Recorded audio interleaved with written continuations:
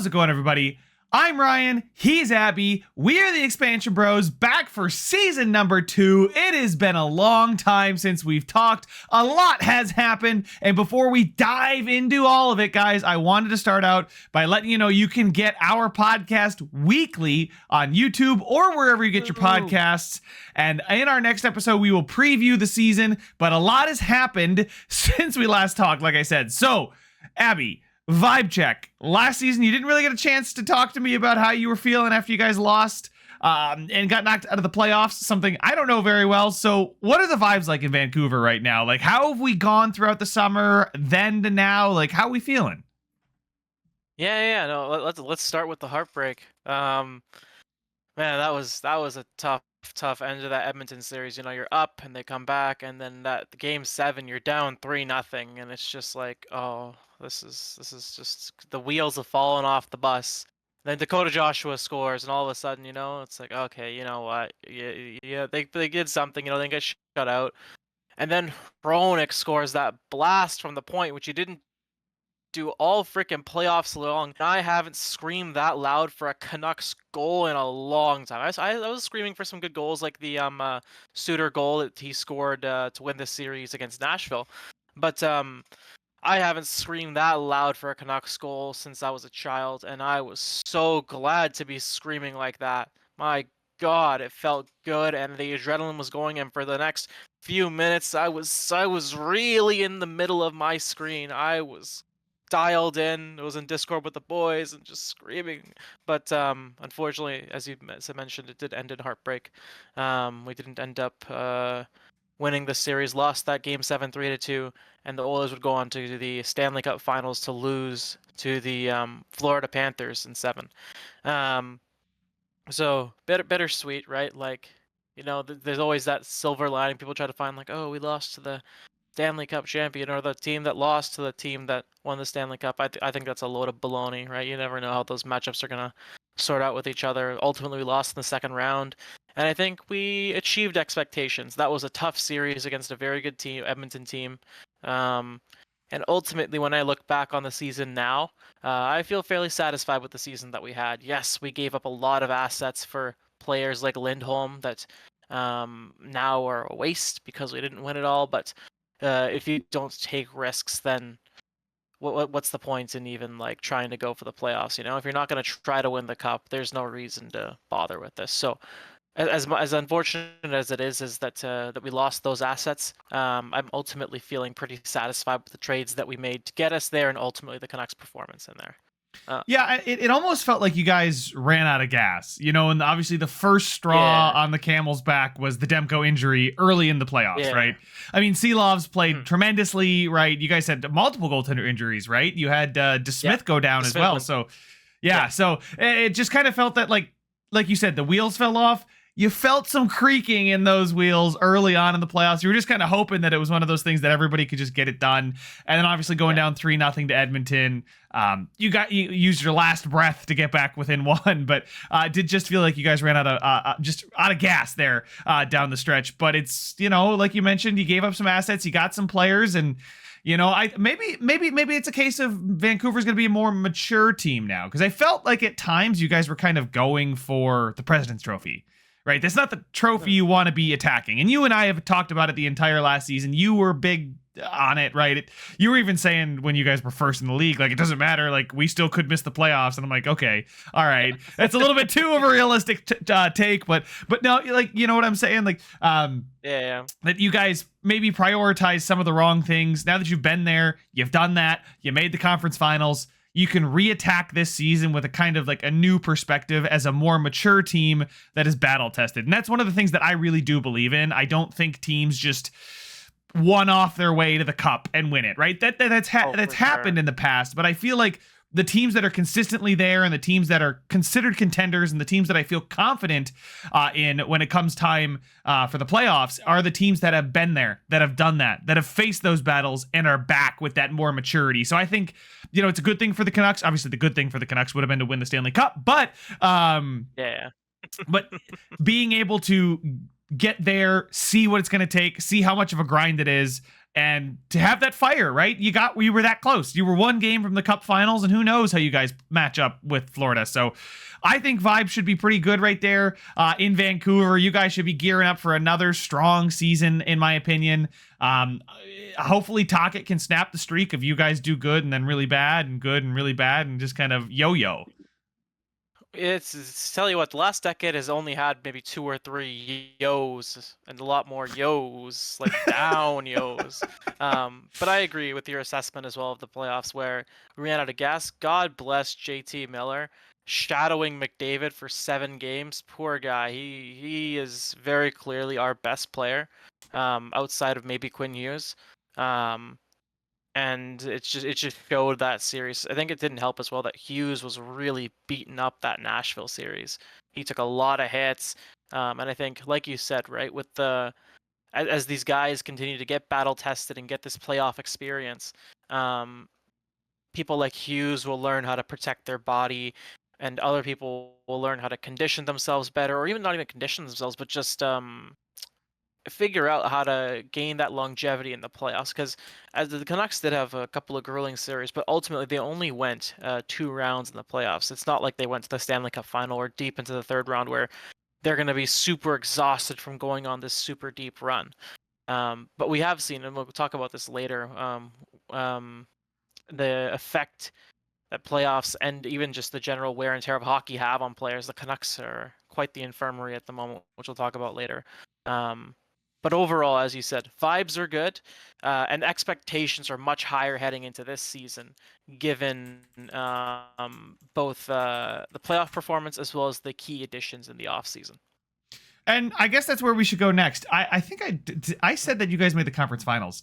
You didn't make the conference finals, did you? No. Nope, Game 2. my bad. Game 2. Sorry. We gave the Oilers the best fight, so that's what counts, right? No. Yeah, I think that's what I said in my head is that this should have been the conference finals, but you guys did. Sorry, Canucks fans. I know you're like, come on, man, why you got to do that to us? But but no, let's talk now about the changes, right? We recapped the Sabres season just to give a brief 90-second like vibe check on how we were at the end of last season. Thank God it was over. Was kind of the vibe. We knew in December that this team wasn't going anywhere, and they dragged their heels like the entire season. They went in complete boring snooze fest hockey. Don Granato went full Ralph Kruger. Never go full Ralph Kruger. Like, for the love of God, don't do that. And it was just one of those, like, you kind of got hope because we were a couple games out. But I mean, anybody that was really serious was like, yeah, that 2% chance it's realistically 2%. So it was finally over. Some shakeup was made. A lot of moves. I mean, I got a lot of transactions to talk about today. So, but that's where we are. I think people are. It's tough in Saberland right now because Lindy's back. They've made some changes. There's reason to be optimistic, but after 13 years of reasons to be optimistic, it kind of gets tiring until we see them go out and do it. So on one hand, you're trying to be optimistic and excited for the upcoming season. On the other hand, it's like, oh God, here we go again. And it's not like they went out and did what the Predators did, right? And got all this superstar talent. And you're like, okay, now we're loading up. There's no way they made subtle moves, underappreciated moves in my opinion, and I think they'll bode well. So it's a really awkward time right now. I don't know exactly how to feel, but I'm just glad to be talking with you again, man. It feels good. So all right, season's over. We're in the off season now. Let's talk about the draft. Such a great spectacle there in Las Vegas at the Sphere. That was so cool to watch. Utah, that's so great. Utah's apparently now the villain of the NHL. Who knew? Gotta love the fan. I remember that the owner, I think it was Ryan Smith, was like, how can you boo us? We haven't done anything yet. And then one of the Coyotes fans stood up and said, you stole our team. So respect. But no, the draft. So the draft is something I'm very keen on and watch a lot because we've had a lot of high picks. So I'll let you start because how much is there to talk about over there in Vancouver? You guys don't scream a team that is always picking high in the draft. So what's going on? Yeah, it's quite rare that we pick high. We've had a couple high picks in Willander and Lecker-Mackey. Put Coles in a while ago when the draft was in Vancouver, but even those were like, those weren't like number 1, number 2, number 3 overall picks. Not much going on this year. No first or second round pick due to the Lindholm and Zadorov trades.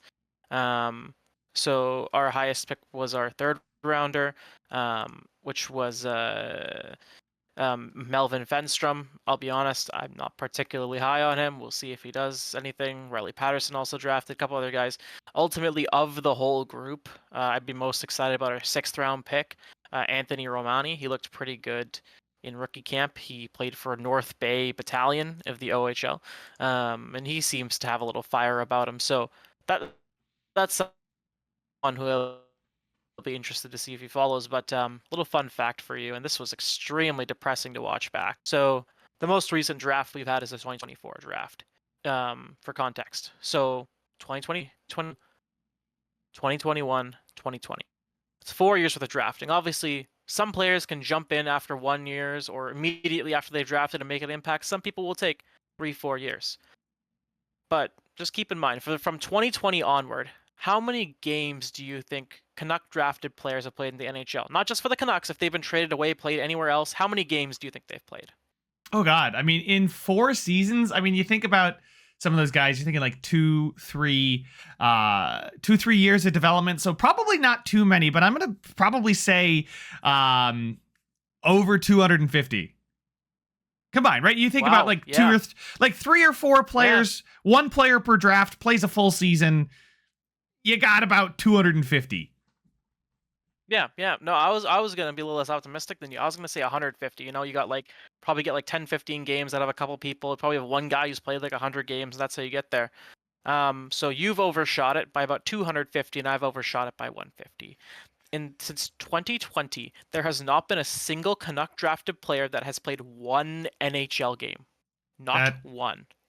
That's not incredible. Even as a call-up, not that was traded away to a bum team that could, like the Sharks or something. Nothing. The last drafted player to play games in the NHL by the Canucks would be 7th rounder Aiden McDonough in 2019. Other players who have also played, key players, would be Seelovs, Höglander, and Puckholzen. But again, that's from the 2019 draft. So sorry, I said 2020 was in Vancouver. That was 2019. That is just horrible drafting. And if you look at the list of people, sorry, go ahead. Yeah, you're gonna say that's the last 5 drafts, right? 19, 20, 21, 22, 23. Holy moly. Yeah. So 2019 was the last one we had players. 2020, you look at our best. We didn't have a first or second round pick. Yanni Yermo, he could have been something. Fair enough. You know what? You didn't have a first or second. But then you also have to start realizing that if you don't have first and second round picks, and you're not producing them in the late rounds, then you have to stop giving away your first and second round picks the next year. Danila Klimovich, second round, nothing else. The next year, Jonathan Lekermacki, Elias Pettersson, those guys might be something. You look at the rest of these guys, probably not going to be anything. The year after that, Willander, Bruskevich, you traded away. This Vilmar Ulriksson guy's been looking pretty good, so we'll have to see. But again, right, we're getting in a pattern where these people are being traded away, or we're just not even having first or second round picks. It's 2023, second round pick missing. 2022, second round pick missing. 2021, first, third, and fourth round pick missing. 2020, first and second round pick missing. We haven't been good until last year, and I think this is a product of us reaching the playoffs, and the bubble was management thought we were good. Yeah. And we weren't, and we went and got OEL and Louis Eriksson we already had, or Antoine Roussel, Jay Beagle, all these great signings that absolutely screw the franchise. Because if you think the Canucks are good now, we could have also had Dylan Guenther, so I'll let that sink in. But point being, maybe they wouldn't even drafted him, because according to this list, we can't fucking draft anybody. Yeah, I mean, that's not very good at all. So just to put it in perspective, I just looked up the Sabres draft. So since 2019, the Sabres have had 4 players played over 100 games in this stretch. Obviously, when you're drafting high like we are, you're probably guaranteed a better prospect, but nothing's a sure thing. They have Dylan Cousins, who's played 280 games. Jack Quinn has played 104. JJ Peterka's played 161. Owen Powers played 163. And Zach Benson, who was a rookie last year, pure rookie, drafted in 23, played 71 games for us. So for you guys to have 0 games played is ludicrous. I mean... Yeah, that's ridiculous. I mean, you're not even giving yourselves darts to throw, right? That's the thing. Sometimes the draft is about just throwing as many darts as you can. And if you're not if you're not throwing darts, you better have a rock solid core, which you guys didn't have until very recently. Yeah, until last year. Again, that's an embarrassing drafting record, half of which is shared by alleged good drafting person Jim Benning. But if we look at the good draft picks Jim Benning's made, we have Brock Besser, Elias Pettersson, Quinn Hughes, and you could argue Hoglander in the second round is a good pick. Outside of that, you paused after I think Quinn Hughes, and I was like, wait, is that it? Yeah, pretty much was. It was one other guy we got in the second round. And again, if you look at that list, you have Brock Besser, first round. You know what? He was pretty late in the first round. They evaluated his talent. You know what? Good job with Brock Besser. Good job. And then you have Pettersson. You know what? They picked him out over Zadina. Okay, fine. Or I don't know if that was Hughes. Hughes and Pettersson, you could have taken someone else. Fine. But again, these are top 10 picks. Outside of Besser, it's top 10 picks, and then Hoglander in the second round. Wow, you went all the way to the second rounder and found an NHLer. Gosh darn, wow! Like this is what like. Oh, I will say, alleged great drafter just hasn't drafted anything. I will say though, one of the analytics have shown that finding an NHLer outside of the first round is really, really hard. I think it's like sub 50%. After the first round, actually play everyone like a full else does season. It. I wouldn't say everybody else does it. Figures it out. Most of the teams figure it out. Like, how is Tampa pulling out these freaking people out of their butthole? Where's Florida getting these people? Like, some of them I understand waiver claims, signings, all this stuff, right? But all these teams pull all these players out of their buttholes out of the 5th and 6th round, right? Either because they take more shots, right? They gather more picks, whatever. They finish worse so they can do better instead of signing bloody Jay Beagle and Antoine Roussel, right? They figure out what they need to do, and these guys just can't draft. Again, outside of again Pettersson and Hughes, where they had to decipher Hoglander in the second round, which again, let's see how good he actually is, right? He was pretty good last year. I guess. He was decent last year. Well, again, we'll have to see if the defensive game develops. Is he just going to be a middle six winger, right? Seelovs, right? Outside of these guys, they've got nobody. Nobody. Yeah. It's just this team could be doing so much better with just average drafting. If you could just get them to an average drafting level, this team would be flush with prospects that they could have used to go get bigger trade targets, move more cap around, or God forbid, play our own drafted players. Yeah, it's always more fun to watch a guy come up through the ranks. I mean, it's been a lot of fun, like the emergence of Jack Quinn and JJ Peterka. You know, same draft class, played together in Rochester, and are now playing together in Buffalo here, and they're crushing it, right? Like Jack Quinn, love him, he's so important. JJ Peterka blossomed into a first liner last year.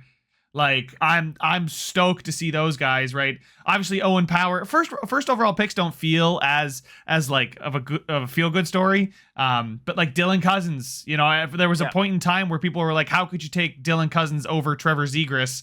And now I think the jury's still out, right? Nobody knows which one of those guys you'd rather have. That's a debate for another day. But hopefully the next name to add to that list for Buffalo is our first rounder, Konsta Helenius. I am super pumped to have Helenius. So for Sabres fans that don't know Konsta Helenius, he is a center from Finland, plays a very, very well-rounded game. For an 18-year-old, 17-year-old, right, a prospect to play as well as he does, 200 foot, to win puck battles in the corner. Listen, he's not the next David Pastrnak. He's not, you know, some of these elite names that you're seeing. You know, he's not, I mean, Patrick Laine, right? But he's going to be the kind of guy that's going to perfectly complement what the Sabres already have in Tage Thompson, Dylan Cousins, JJ Peterka, Jack Quinn, right? You've got all of those guys. Now we don't necessarily need that high-end small skill. Now, I'm not saying he's a big player at all. He is, where is it? 5'11", 190, right? So he's not the biggest player, but he plays big, right? He's not small either. This is about league average size, maybe a little light, maybe 1 inch short, but at the end of the day, it is what it is. I think Sidney Crosby's like 6'1" or something like that. So it's not much of a difference, right? And it's just the game he plays. It's perfect for the pipeline. And I know some Sabres fans will talk about our first trade today was the trade to move back from 11 to 14 before 2 hours before the draft. They picked up a second for doing so, but it was just a peculiar move because normally when you're trading down and only picking up a second and then you make the pick, usually you do that on the clock. You don't do that 2 hours before you pick.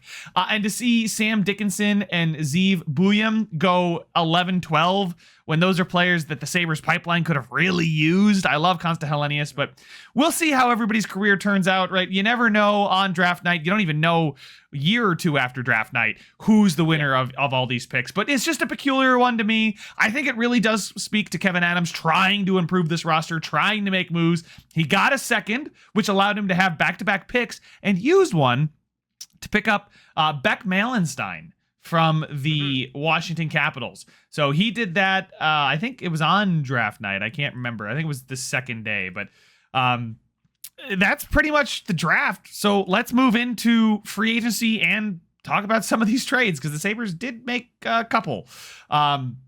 Starting with this Beck Malenstein trade. A second for a fourth line winger feels really rich. I'm not going to lie. Coming to mind. Beck Malenstein sounds like, someone you ship off a 5th round pick for and you take a flyer on, right? But again, that's from my uneducated side fan appearance. Now, I'm sure you've done your research into him a little more. Yeah, and it's a pick that I'm still confused about, the trade. I just... Listen, get the guy that you think is going to fit your system and play the way you want to. And one thing this guy does is hit. Check that box, Sabres fans. You finally have a bottom six that can hit. Oh, and he's a very good skater. He's quite fast. So you've got a fast hitting forechecker. Something the Sabres have been awful on the forecheck, and it has been a serious weakness for this entire rebuild. Even in the Jack Eichel days, the Sam Reinhart, Jack Eichel, Risto, we couldn't forecheck worth a damn. So. Yeah. I know Beck Malenstein. Listen, I know it's he's a fourth liner, but look at the underlying numbers. His underlying numbers are not good either, by the way. But the dude can hit, and the dude is fast, and he forechecks. So putting him in this revamped Sabres team under Lindy Ruff now, which is exciting for me. I don't know. We'll see. And again, he's a fourth liner. I don't think one fourth line winger is going to be the reason we do or do not make the playoffs this year. It's going to help. Sure, it's going to be a contributor to the overall team, tougher to play against, blah, blah, blah, blah. But at the end of the day, it's really going to be can Tage Thompson get back to form? Can Tuck get back to form? Can Jack Quinn stay healthy? Can all that kind of stuff is going to be where it is. So I'm excited for the Beck Malenstein acquisition. I think he'll be a fun player. I think Sabres fans will enjoy watching him play quite a bit. I think that's one of the themes here. We'll stick on the Sabres and just all the acquisitions we made because I'll have to get your take on one of them. But they signed Beck Malenstein to a 2-year, $1.35 per year extension. He was an RFA when we acquired him. So there you go. I mean, it's very minimal cost. The Sabres have plenty of cap. That is not an issue. So low risk for sure. I think he is going to help revitalize this bottom six, as well as a couple other players that we have brought in. One being Nicholas Aube-Kubel, another former Washington Capital, another player that is very fast and a good forechecker. Again, you're starting to see the Sabres build a new identity with this bottom six. Gone are the days of it's Kyle Oposo and Gergensons and Krebs on the fourth line. Now you've got guys that are fast and really physical and might make opposing defensemen think a second along the boards, or not think a second and just get rid of the puck because I don't want to get crunched again. I'm tired of this shit. Get the puck out. I don't want it. That could lead to turnovers and, think good things could happen. So I think Nicholas Aube-Kubel, could be a scratch, could be a night one scratch, could be the 13th, 14th forward. Totally plausible now that Krebs signed an extension. We'll get into that soon. But I think him and Beck Malenstein kind of point towards this new revamped bottom six that we're going for.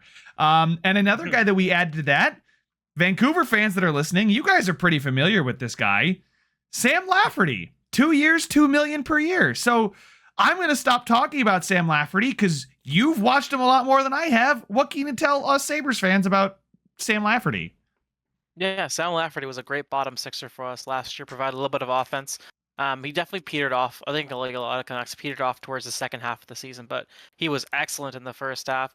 And I think Ryan, what you talk about on the fourth line, I think why they call it sometimes the energy line, creating turnovers. And I remember we discussed last year one of the issues with Lafferty was I believe his advanced numbers weren't the best, but you don't necessarily need your fourth line to have the best advanced numbers. You need them to create create a shift in the game or to keep it quiet, again, depending on what kind of game you're in.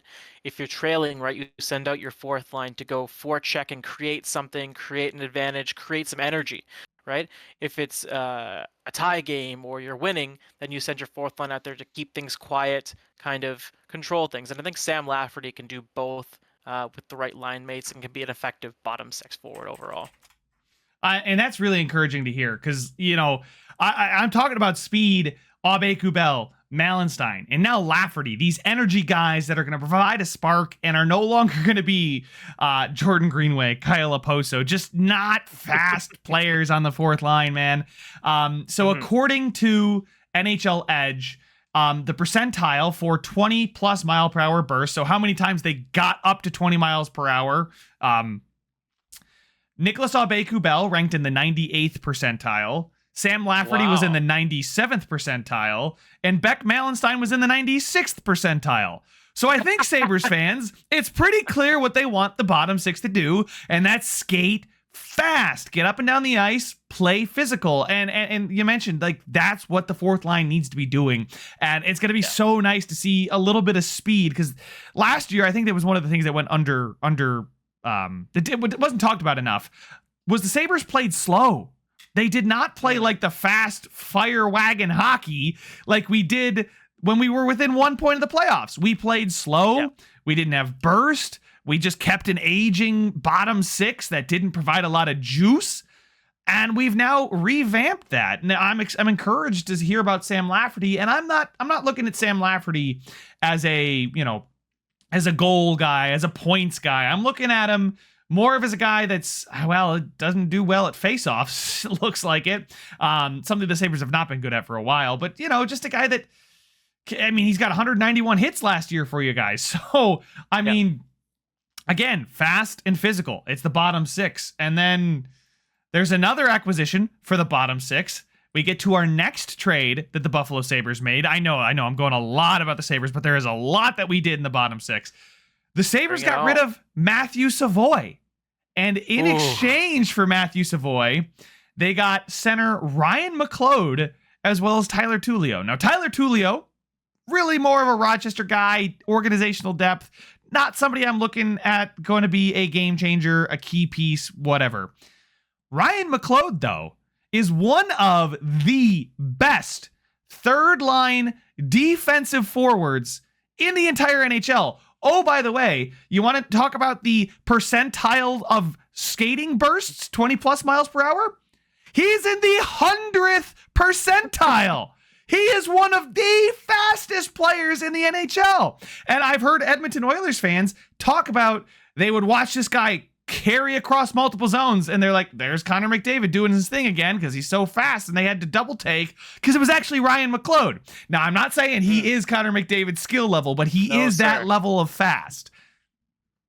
Yeah, no, I agree. Again, I had very mixed feelings on this when it was announced. I was actually in Edmonton when trade was announced, funny enough, at the West Edmonton Mall. Check it out. I love their water park. Like you mentioned, Ty Tullio, more of a throw-in. This is more of almost a one-for-one of Savoy for McLeod. And McLeod fits kind of a need that I've been hearing from you all of last year, where you guys needed a defensive third-line center. And I think you're talking about these metrics for 20 mile per hour bursts.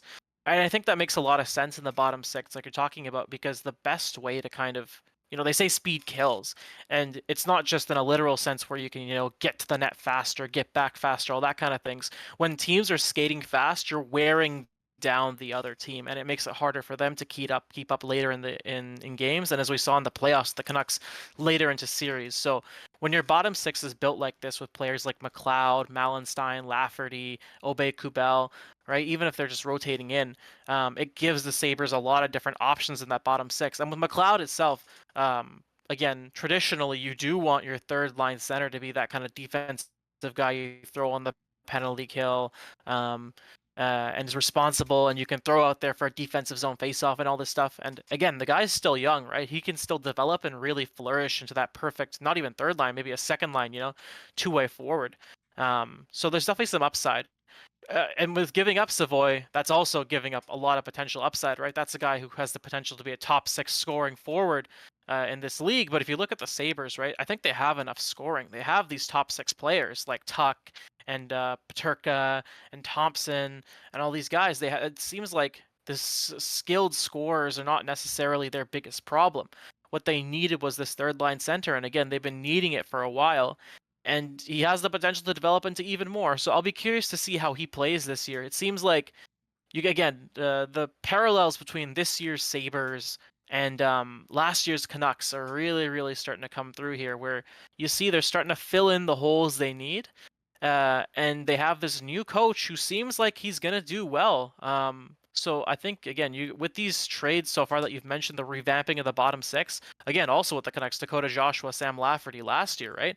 It seems a lot of parallelism. So I'd be curious to see how they start the season. The Sabres traditionally do start the season well, but also if they can manage to kind of use this new bottom six to skate their opponents into the ground.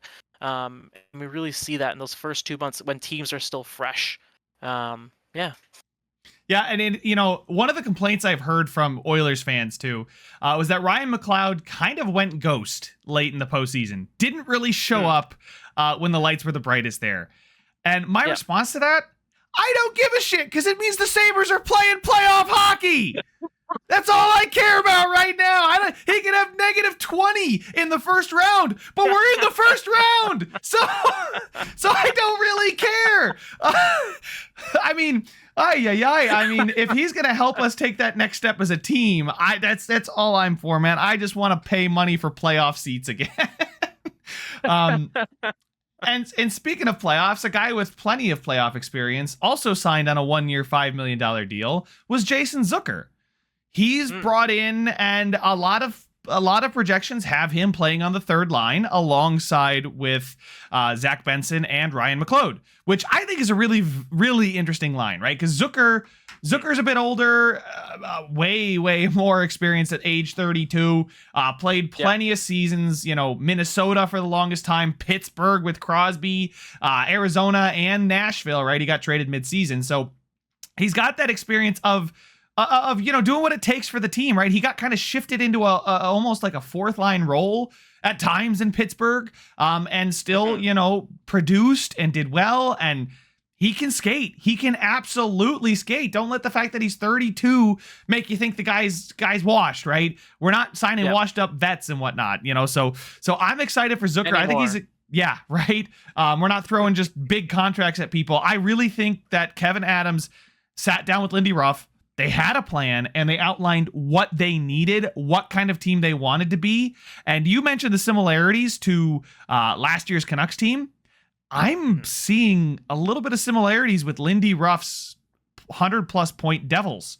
Young team, kind of floundered, and then when they tore it on, or they poured it, they broke out, right?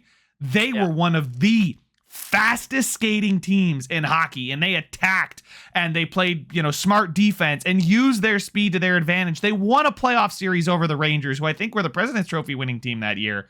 Actually, maybe not. I can't remember, but all I know is that they beat the Rangers, who were one of the favorites to go all the way.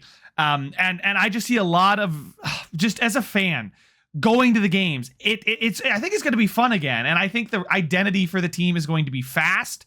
It's going to be strong, and hopefully it's going to allow players like Tage Thompson and Dahlin and Bowen Byram and Owen Power and Jack Quinn and JJ Peterka and Alex Tuck and Dylan Cousin, right? Like, listen to all these names I'm throwing out. That's a ton of talent. So many names. Like, there's so much speed, there's so much skill, and now we've got physicality in the bottom six, and the team's going to try to play faster. And it's an exciting time. I know I said I don't know what the vibes were, but I'm pumping myself up here, man.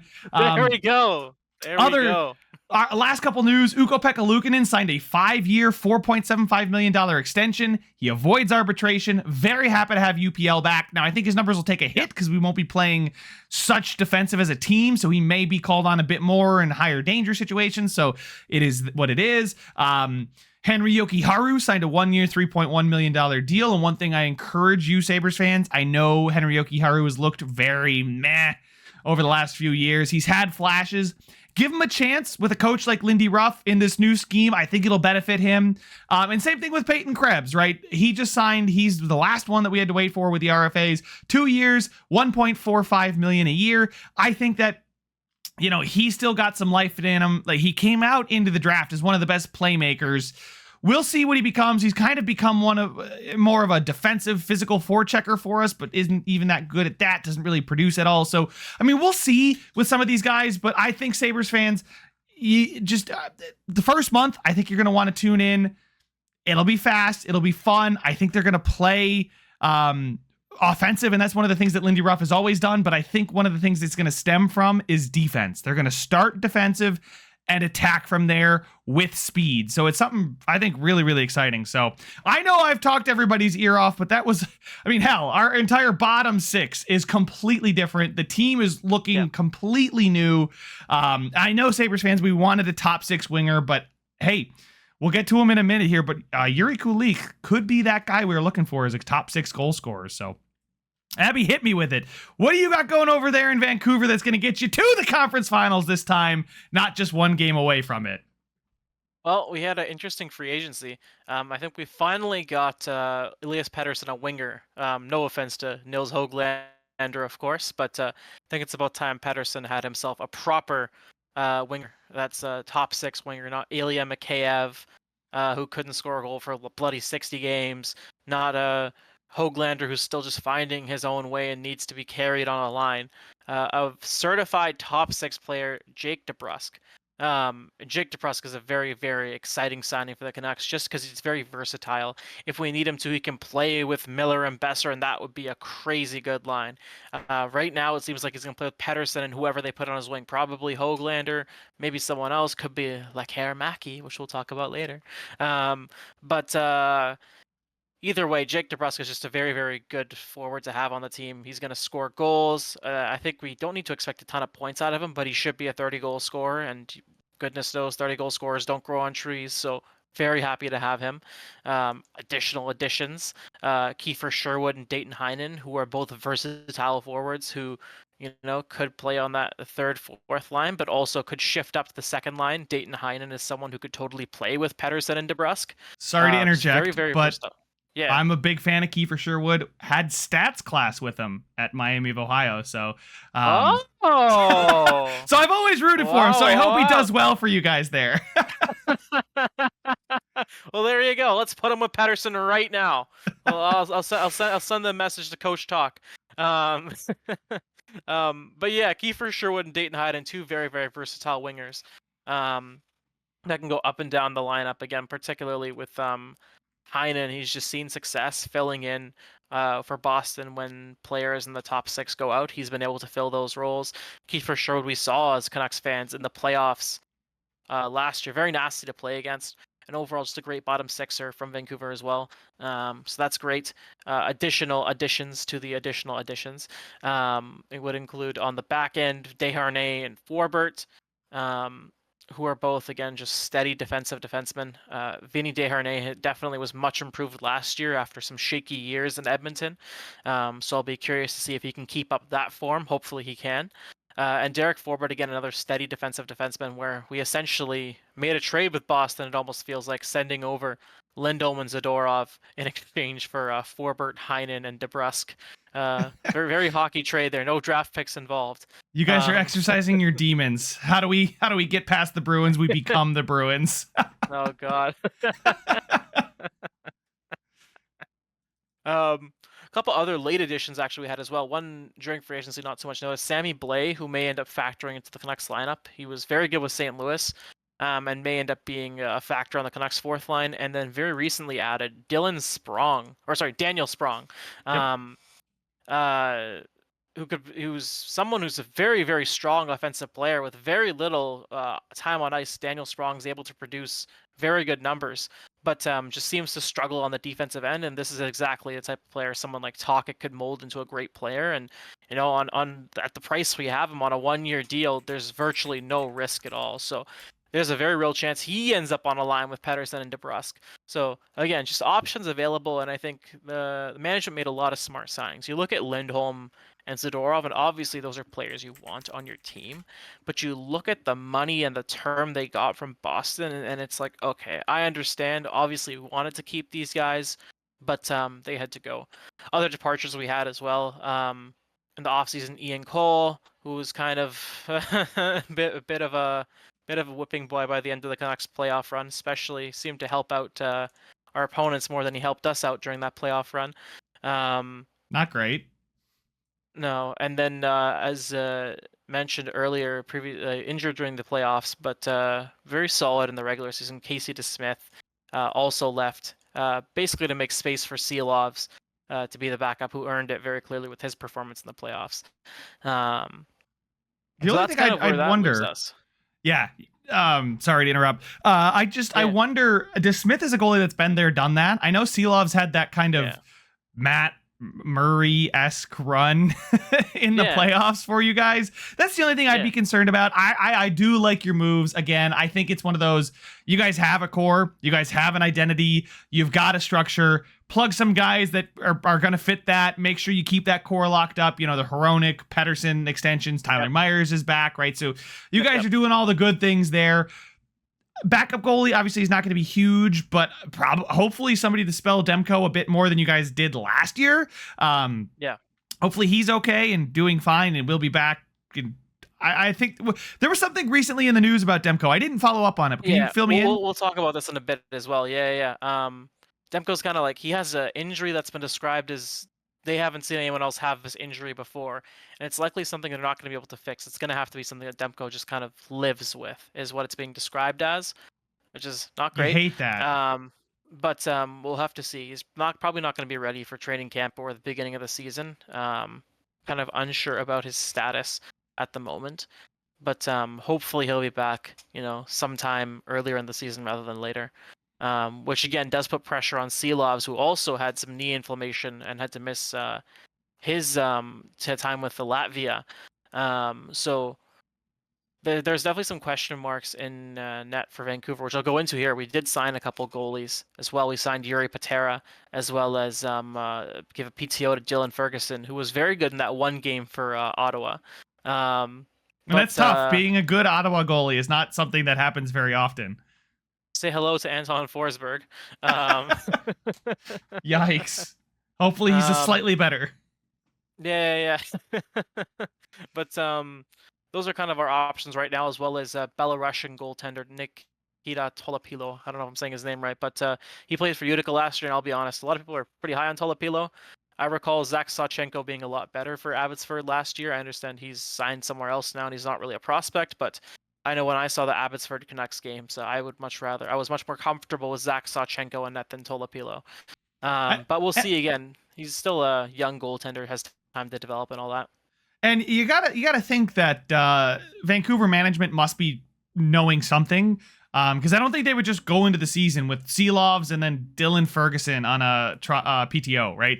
I think if Demko was unlikely to play for the first 3 months, I'd hope that you guys would have done more to help fill that, because again, Seelovs great in the playoffs. Let's see how he does in the regular season. October, November, December, a lot of points are there to be won early in the season before they're really meaningful, right? Nobody circles a game in November and says this one has playoff implications. But it just might, right? Nobody looks back. Everybody looks forward. So hopefully everything's good with Demko. You hate to hear that he's going to have to live with it, but maybe there's Seelovs or another Seelovs coming up through maybe rookie camp or training camp or something like that. Maybe you guys have some other, you just become a goaltending haven and they're just going to pop out like you wouldn't believe. Well, hey, the one can hope. But yeah, overall for the offseason, I think you mentioned we kept Hronek around, kept Seelovs, Bluger, Joshua, Tyler Myers, so just some key figures that we did keep around as well. So yeah, I think outlook into this season is just about health, as we've had a bunch of injuries, as you mentioned, Demko with his thing, Seelov's knee inflammation. Um, uh, Bluger is week to week at the moment. Cole McWard is week to week. Dakota Joshua is out for who knows how long. This is also your sign, everyone. If you have testicles, please check them. Dakota Joshua found out he had testicular cancer as he found a lump, and cancer is a very, very dangerous thing. And if testicular cancer is one of those things where if you're diligent about it and you're checking it, it can save your life. So please, men, check yourself out regularly. And if there's anything concerning there, please get yourself checked out by a doctor. I know sometimes it's hard to go to the doctor, whether it's anxiety or anything like that, but this is your message. Please do that. And on that note, Josh will probably be out until a little bit until October. It sounds like he's not going to miss too much time, but obviously with something like this, it's a sensitive matter, and you don't really want to speculate or rush anything like that. So I hope he takes all the time he needs. Full recovery, get back soon, get back better. All that kind of stuff. We're not going to make any jokes or go too much deeper into that one here. But now let's move forward on to rookie camp, because it sounds like there might be some spots up for grabs for both of our teams.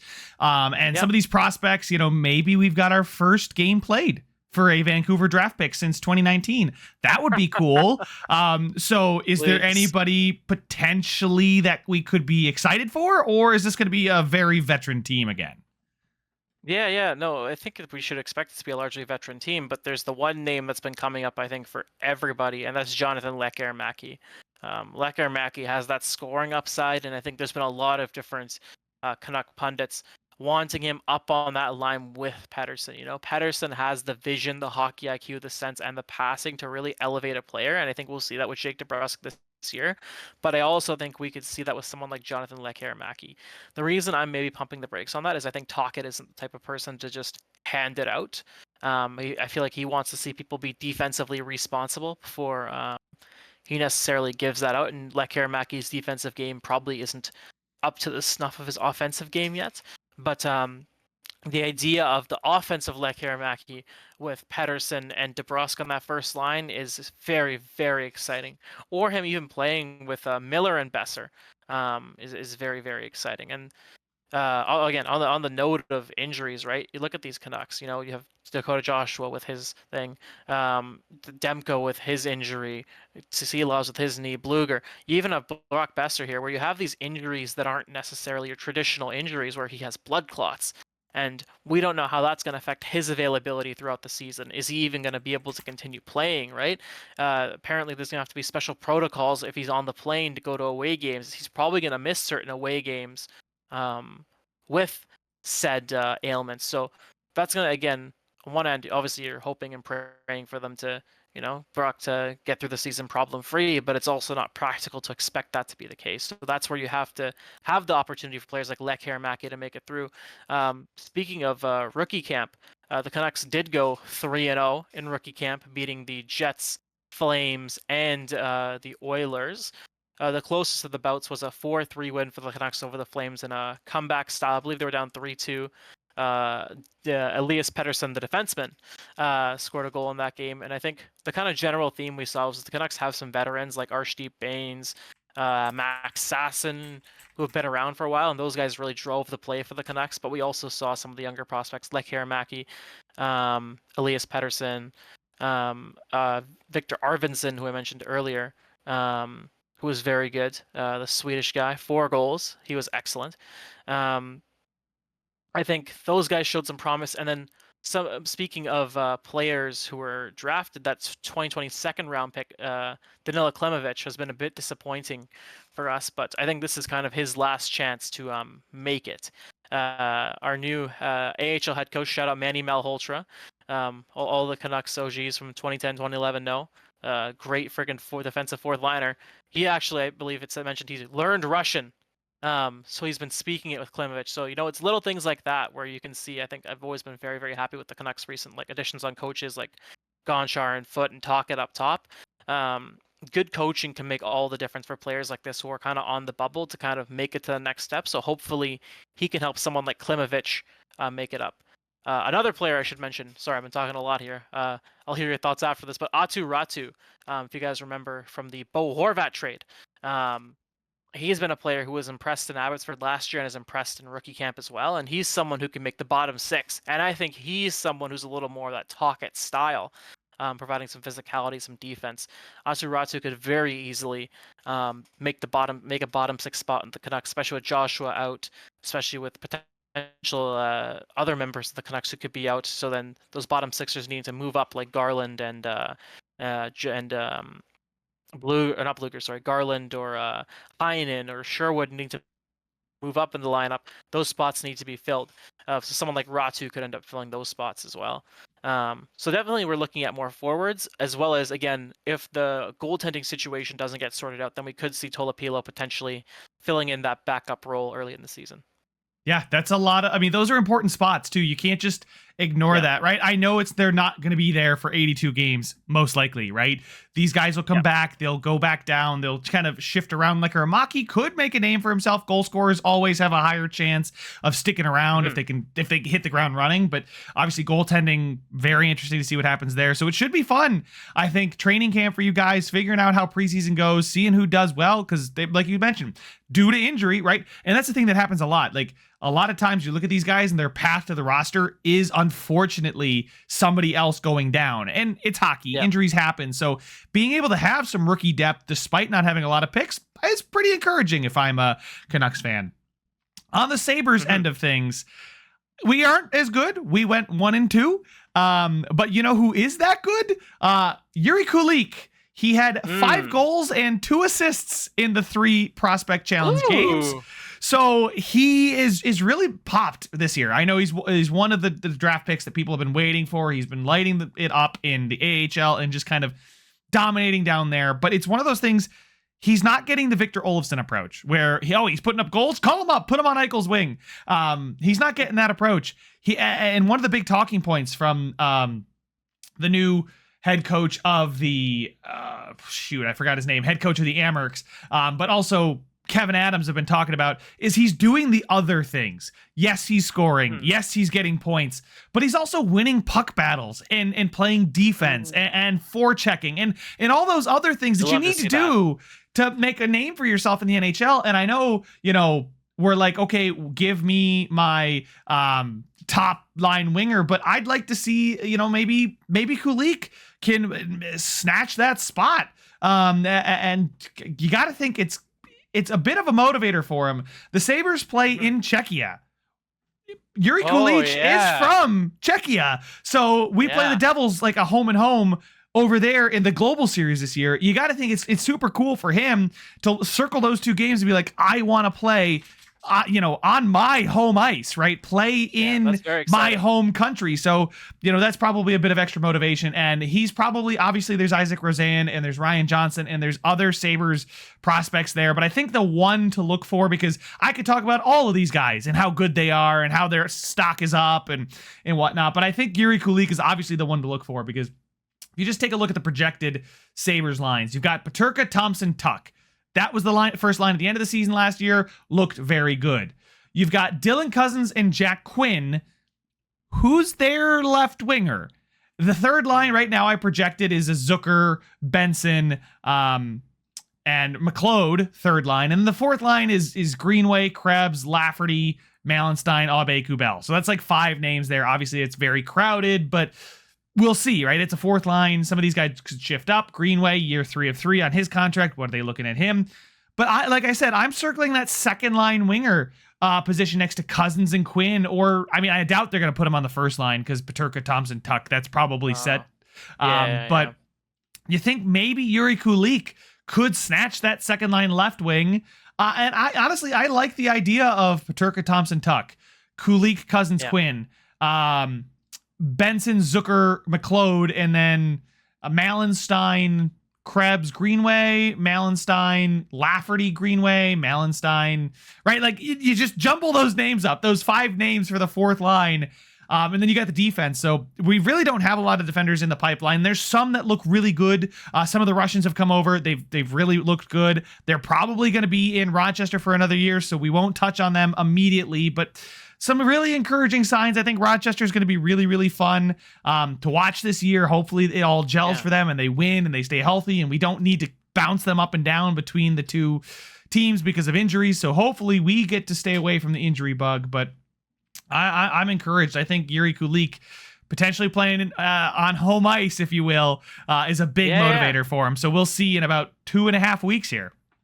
Yeah, so to your point, you listen to that forward core, and again, I think speed and skill.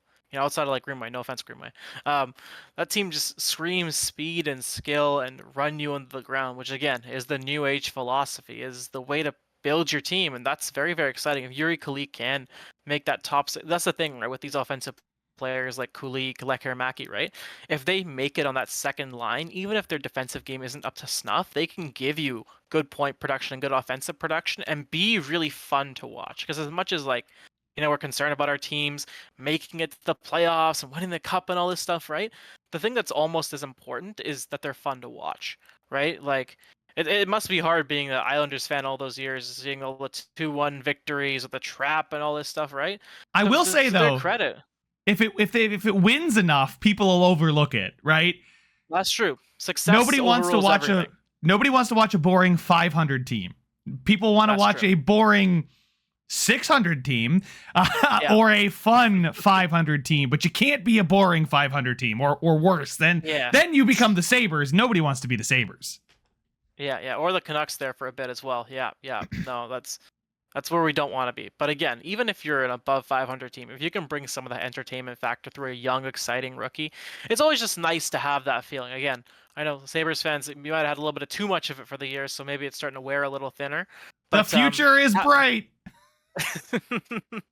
Having some of that young blood in there, it just brings a little extra excitement. It brings on a couple more people. You get a couple more diehard fans for a player in particular. It just feels like the young blood brings more to a fan base. So I'd be excited to see if Kulik can lock up that spot. And if he doesn't, does he figure in lower in the lineup? Does he? What happens to Kulik? That'd be a curious thought.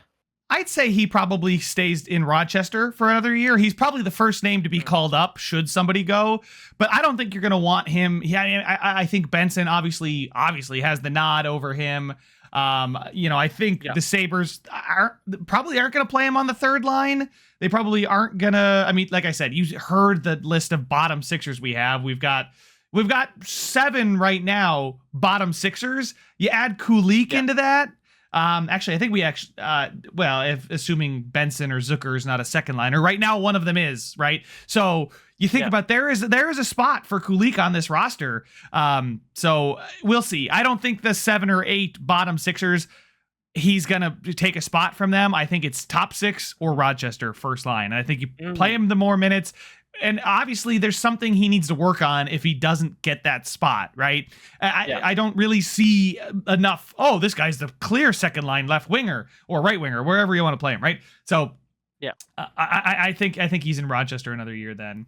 But between us finding out if Kulik makes the roster or not and our next episode are a couple preseason games. So we've got a lot more to talk about. The Sabres play the Penguins twice. They play the Blue Jackets and they play the Ottawa Senators all within the next week. So hopefully we can, see what's going on, get a little bit of a vibe check there, right? We got to maybe start every episode with our vibe check, Abby, and see how we're feeling. But a couple preseason games, the Sabres, will play a couple of opponents nearby preseason. We'll see how it goes. And then obviously the season's coming up in a hurry for the Buffalo Sabres. So you guys obviously have a bit more time, bit more preseason training camp talk for you. But I'm really liking what I'm seeing. Lindy Ruff is making those guys skate. There's plenty of pictures from reporters about guys hunched over and just exhausted. And apparently if guys messed up during practice, Ruff recently made them do push-ups, which is really nice to hear that we're practicing hard again. So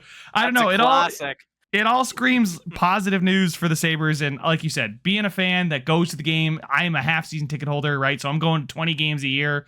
It's so much more fun when you're playing fast and playing hard and playing for the crest. Yeah. And you know what? Every year, Ryan, you talk about your hope for the Sabres, and I tend to shoot you down and try to shoot you back to reality. And I've been right every time. So you know what? For your sake, and as a little gift to Sabres fans at the end of this video, this year I will not shoot you down. This year, Mr. Bread, your Sabres are making the playoffs. Ooh. It's a Demko guarantee. It's a Demko. All right, you guys heard it here. It's a Demko guarantee. Sabres make the playoffs. We will obviously talk a bit more about training camp, about the preseason, and about the season preview. The season preview podcast is coming next week, so make sure to subscribe to the YouTube channel or add us to your podcast feed. However you do it, follow it, subscribe it, whatever your platform is. We appreciate you guys listening to us, and we will see you in the next one. Peace.